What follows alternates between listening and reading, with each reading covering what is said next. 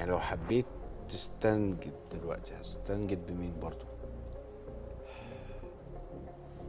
انا حاليا ممكن الجا او استنجد بالعوضي، احمد العوضي. بس احمد العوضي ما اعرفش بقى هيفتكر ولا ايام زمان زمان.